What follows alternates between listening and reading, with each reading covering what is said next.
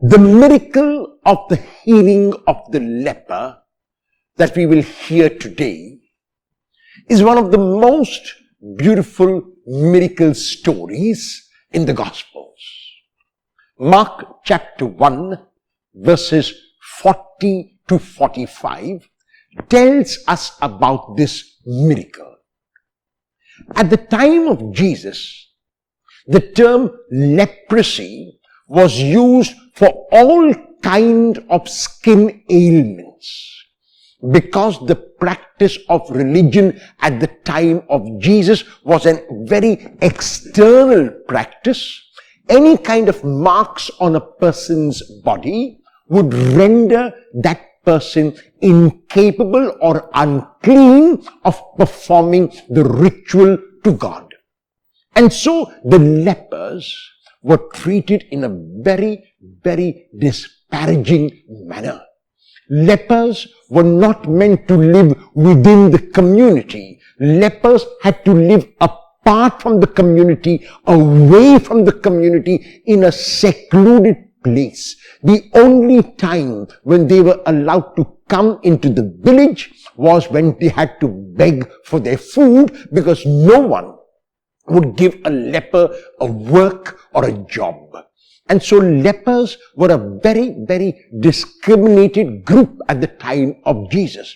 Even when a leper passed by, the leper had to come in and keep shouting, "Unclean, unclean," so that those who heard would run away from the leper or walk on the other side, so as not to allow even the shadow of the leper to fall on them.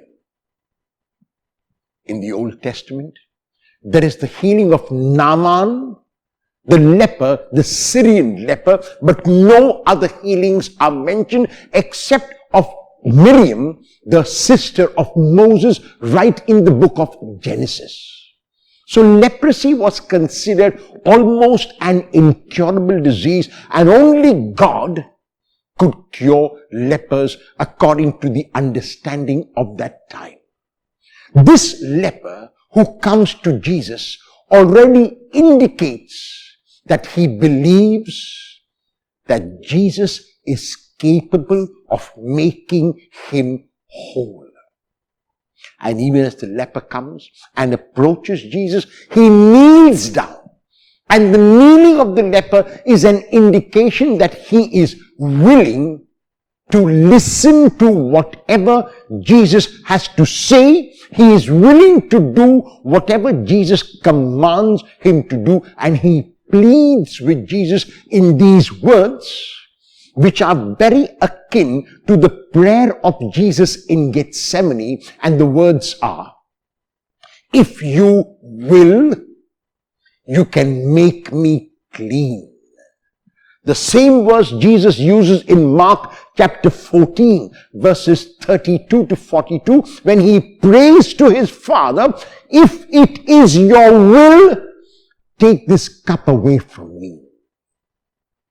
This leper is imitating the prayer of Jesus and asks Jesus to heal him only if it is according to Jesus' will. The second part is the healing proper. Jesus is angry. Jesus is angry not with the leper, but Jesus is angry with society and the manner in which the leper has been treated. And so, to indicate that there is no contamination as far as Jesus is concerned, to indicate there is no need to treat this leper as someone who has to be excluded from society, Jesus reaches out and touches the leper. Jesus could have healed without a touch. Jesus could have healed with simply a word, as he does in so many other occasions, and yet here, very, very clearly, Jesus reaches out and touches this leper and says to him, almost repeating his plea and his prayer, "I will be clean." And the leper is cleansed immediately.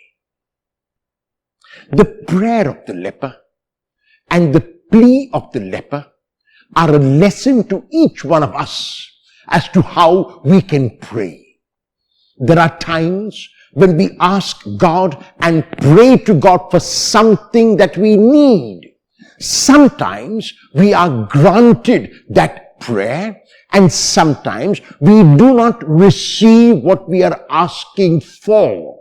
Often, it might be the case of a terminal illness like cancer, when we pray for the member of our family and ask the Lord to heal and to take away that cancer, and sometimes it is taken away, sometimes the person is healed. But there are many times when the cancer is incurable. There are many times when the person who is sick has to go through this ordeal, and those are the times that we might tend to give up. Those are the times that we might tend to get upset with God. Those are the times when we might tend to lose our faith and say to ourselves, what is the point in believing if God cannot do this for me? If we say that, we are not really being like the leper. We are not really praying like the leper. Our relationship with God is of barter exchange. I will believe, Lord, only if you do my will. And the leper teaches us to let the initiative rest with God and to pray in these words. I believe, Lord, let it be according to your will.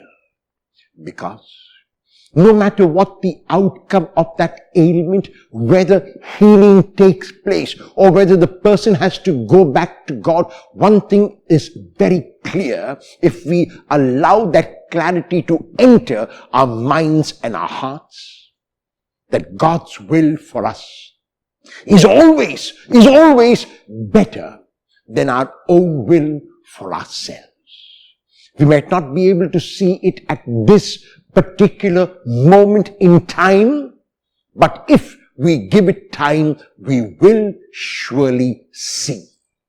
And so the story of today and the leper's prayer of today, like the prayer of Jesus in Gethsemane, is inviting us to pray in the same manner.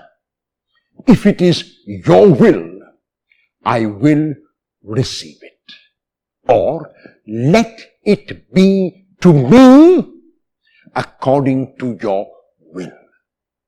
Will you pray in this way today?